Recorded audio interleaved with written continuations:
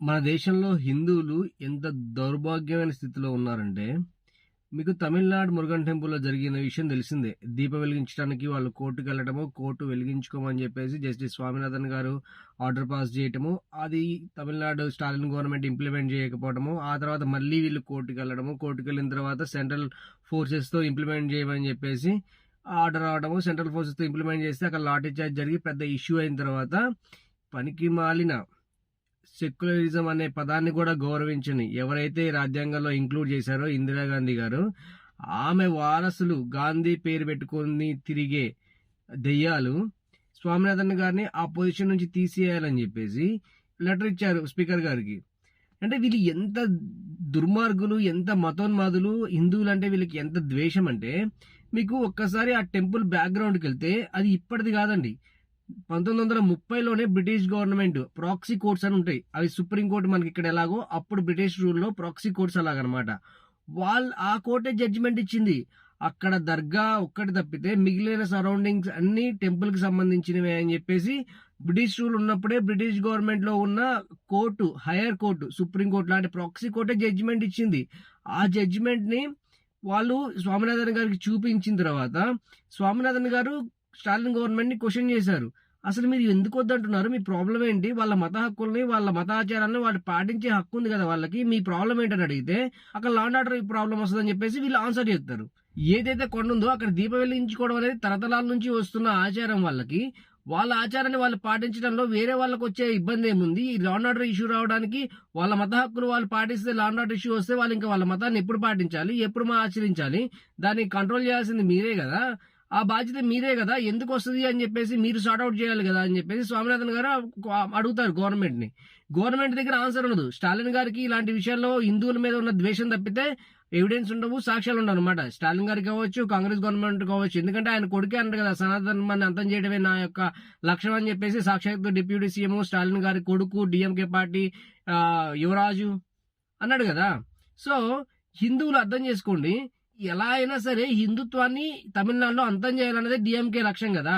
దీన్ని ఎలా అయినా ఆపాలని చెప్పి వాళ్ళు కావాలని పిటిషన్ వేయించి పిటిషన్ తరపున కూడా వీళ్ళే ఆన్సర్ చేస్తారు. అక్కడ లా అండ్ ఆర్డర్ ఇష్యూ వస్తుంది, అక్కడ మీరు ఇలాంటి జడ్జిమెంట్ ఇవ్వడం సరికాదు అని చెప్పేసి సాక్షాత్ హైకోర్టు జడ్జి ఇచ్చిన జడ్జిమెంట్ నే మీరు ఇంప్లిమెంట్ చేయలేకపోతుంటే ఇంకా రాజ్యాంగాన్ని మీరేం కాపాడతారు? సెక్యులరిజాన్ని మీరేం కాపాడతారు? రెండు మతాలని గౌరవించాలని చెప్పేసి రాజ్యాంగం చెప్తుంది, సెక్యులరిజం అనే పదం చెప్తుంది కదా. మీరు ఒక మతాన్ని ముందు పెట్టుకొని ఆ మతాన్ని సాటిస్ఫై చేసుకోవడం కోసము మెజారిటీ 80% ఉన్న హిందువుల్ని ఇంకా ఇంకా అణిచివేయడం ఎంత దుర్మార్గం. హిందువులారా మేలుకోండి. ఇదే మీకు పర్ఫెక్ట్ ఎగ్జాంపుల్. వీళ్ళ నీచ బుద్ధి ఈ విషయంలోనే బయటపడింది. స్వామినాథన్ గారు చేసిన తప్పేంటి? ఆయన 1930లో ఉన్న జడ్జిమెంట్ ని పరిశీలించారు. అవును, ఆ జడ్జిమెంట్ లో ఎవిడెన్స్ చూసి ఆ జడ్జిమెంట్ ఉంది. ఆ తర్వాత మళ్ళీ మిమ్మల్ని ఎవిడెన్స్ అడిగారు. అక్కడ వాళ్ళు ఎందుకు వెలిగించుకోకూడదు, అక్కడ వెలిగించుకోవడానికి రీజన్ ఏంటి అంటే మీరు చెప్తుంది ఏంటి? లా అండ్ ఆర్డర్ ఇష్యూ వస్తుందని చెప్పేసి. లా అండ్ ఆర్డర్ ఇష్యూ వస్తే రేపొద్దున దీపావళి చేసుకోవద్దంటారు, లా అండ్ ఆర్డర్ ఇష్యూ వస్తుందంటారు. రేపొద్దున దసరా చేసుకోవద్దంటారు, లా అండ్ ఆర్డర్ ఇష్యూ వస్తుందంటారు. ఆపుతారా పండగలు? హిందువులు అంటే మీకు ఎందుకు అంత దేశము?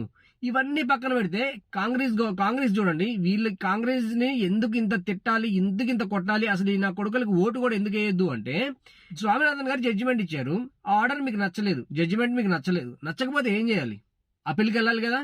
అప్పీల్కి వెళ్లకుండా మీరు సుప్రీంకోర్టు దాకా వెళ్ళొచ్చు కదా. వెళ్లకుండా స్పీకర్కి వెళ్ళి మీరు ఇంపీచ్మెంట్ మోషన్ స్వామినాథన్ గారిని తీసేయాలి, ఆయన సెక్యులరిజానికి వ్యతిరేకంగా జడ్జిమెంట్ ఇచ్చిందని చెప్పేసి, అంటే హిందువులకి ఫేవర్ గా జడ్జిమెంట్ వస్తే అది సెక్యులరిజానికి వ్యతిరేకమా? అదే ముస్లింస్ కి ఒకవేళ అనుకూలంగా వస్తే అది సెక్యులరిజమా? ఎవర్రా మీరంతా? అసలు ఏ దేశంలో పుట్టొచ్చిర్రా మీరందరూ? హిందువులంటే మీకు ఎందుకు అంత దేశము?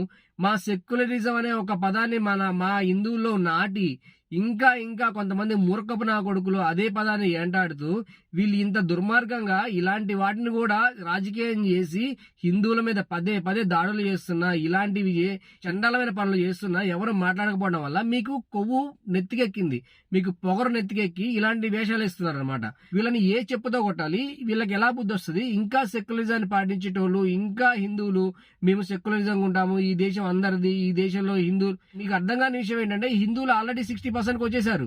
ఇంకా ఇంకా మీరు ఇలానే ఉండి మీరు ఇంకా ఇంకా మీ హక్కుల కోసం కొట్లాడకుండా మీరు యూనిటీగా లేకపోతే రేపొద్దున వీళ్ళే మీ వీధిలో ఉన్న గుండి మూసేస్తారు. మీరు రేపొద్దున ఏ పండుగ, దసరా చేయరు, సంక్రాంతి చేసుకోలేరు, దీపావళి చేసుకోలేరు, మీరు ఎలాంటి పండుగలు చేసుకోలేరు. ఎందుకు అంటే వీళ్ళు చెప్పేది లా అండ్ ఆర్డర్ ప్రాబ్లం వస్తుంది. మీరు మెజారిటీ ఉన్నప్పుడే లా అండ్ ఆర్డర్ ఇష్యూ వచ్చి పబ్లిక్ ఆర్డర్ దెబ్బతింటే మీరు ఒకవేళ మైనారిటీ అయిన తర్వాత హిందువులు ఎవడు కాపాడతాడు? కనీసం మీ మాటనే ఎవడ వింటాడా? మీరు ఇంతమంది ఉండి ఇంత మెజారిటీ ఉంది, ఇది హిందూ దేశమై ఉండి ఇప్పుడే మిమ్మల్ని డేకట్లేదు. సాక్షాత్తు హైకోర్టులో ఇచ్చిన జడ్జిమెంట్ కూడా ఇంప్లిమెంట్ చేయడానికి గవర్నమెంట్ తమిళనాడు లాంటి స్టాలిన్ లాంటి మూర్ఖులు, స్టాలిన్ లాంటి కుక్కలు, కాంగ్రెస్ లాంటి కుక్కలు ఆ జడ్జినే టార్గెట్ చేసి ఆ జడ్జినే ఎలా అయినా తీసేయాలని చెప్పేసి జ్యుడిషియరీని కూడా బెదిరించే స్థాయికి వాళ్ళు వస్తే, జడ్జిమెంట్లు ఇచ్చే జడ్జిలను కూడా మిమ్మల్ని తీసేస్తాము, మీరు హిందువులకు అనుకూలంగా తీర్పులు ఇస్తాయని చెప్పేసి, హిందువులకు అనుకూలంగా కూడా కాదు, ఆయన ఎవిడెన్స్ కి అనుకూలంగా తీర్పిచ్చిండు, ప్రీవియస్ జడ్జిమెంట్ల ముందు పెట్టుకొని ఇచ్చిండు. అక్కడ మీరు ఎందుకు ఇంప్లిమెంట్ చేయట్లేదు, వాళ్ళు దీపం వెలిగించుకుంటే మీకు ఎందుకు వచ్చిన ప్రాబ్లం ఏంటని చెప్పేసి క్వశ్చన్ చేస్తే తమిళనాడు గవర్నమెంట్ దగ్గర ఆన్సర్ లేదు.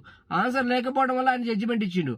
అలాంటి జడ్జిని సెక్యులరిజం అనే పదానికి జ్యుడిషియరీని కూడా అంటగట్టి ఆ సెక్యులరిజాన్ని వీళ్ళు పాటించకుండా పాటించిన జడ్జిని ఆయన సెక్యులరిజానికి వ్యతిరేకంగా అంటే హిందువులకి అనుకూలంగా తీర్పిచ్చిందని చెప్పి ఆయన తీసేయాలని చెప్పేసి మీరు ఇంపీచ్మెంట్ మోషన్ స్పీకర్ ఇచ్చారంటే మిమ్మల్ని ఏ చెప్పుతో కొట్టాలి? 99 సీట్లు ఉన్నాయి కాంగ్రెస్ పార్టీ. ఇప్పుడే ఇంత రెచ్చిపోతే రేపొద్దున వీళ్ళకి అధికారం ఇస్తే హిందూ టెంపుల్స్ ఉంటాయా? హిందువులు ఉంటారా? హిందువులు వాళ్ళ పూజలు వాళ్ళ మతాలని పాటించగలరా?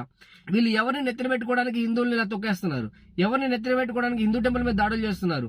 రాజ్యాంగబద్ధమైన వచ్చిన హక్కును కూడా వీళ్ళు పాటించనీయకుండా హిందువుల్ని వాళ్ళకి కావాల్సిన ప్రతి దాంట్లో హిందువులకు సంబంధించిన ఏ జడ్జిమెంట్ వచ్చినా, ఏ పండగ వచ్చినా కోర్టులో కేసులు వేయాలి. దీపావళి వస్తే పోలీసులను కేసు వేయాలి. లేకపోతే ఇలాంటి జడ్జిమెంట్ వస్తేనే జడ్జిలను బెదిరించాలి. అది ఇంకా సెక్యులరిజం పట్టుకుని ఎలాడే దరిద్రం నా కొడకల్లారా.